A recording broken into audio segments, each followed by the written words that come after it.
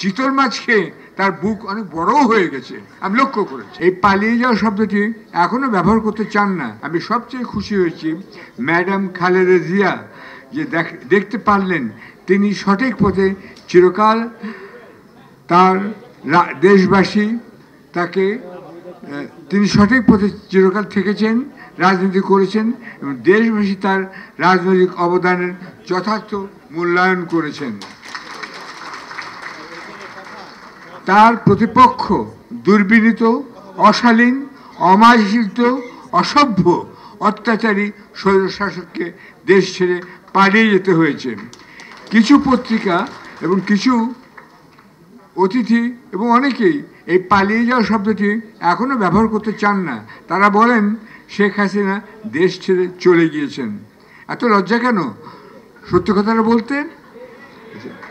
আপনাদের মনে করিয়ে দিতে চাই, এই স্বৈরশাসক বর্তমান সরকারের প্রধান উপদেষ্টা নোবেল বিজয়ী ডক্টর মোহাম্মদ ইউনূসকে পদ্মা নদীতে 2 বার চুবিয়ে ওঠাতে হবে। নগদের সর্বোচ্চ বার 167 টাকা রিচার্জে পাবেন 1 লাখ টাকা পুরস্কার। আরও আছে প্রতি সপ্তাহে পুরস্কার ও ক্যাশব্যাক।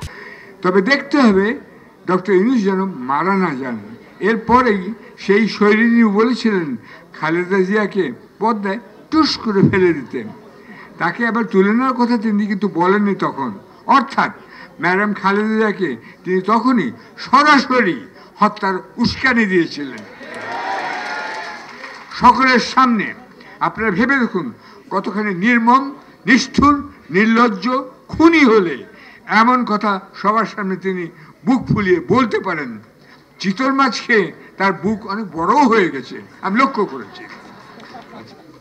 তিনি তারেক রহমানকে পর্দায় ডোবানোর কথা বলতে পারেননি, কারণ অজ্ঞ ও মূর্খ শেখ পরিবারের সন্তান এই মহিলাটি অন্তত এটুকু জানেন যে তারেক রহমান থাকেন লন্ডনে টেমস নদীর তীরে।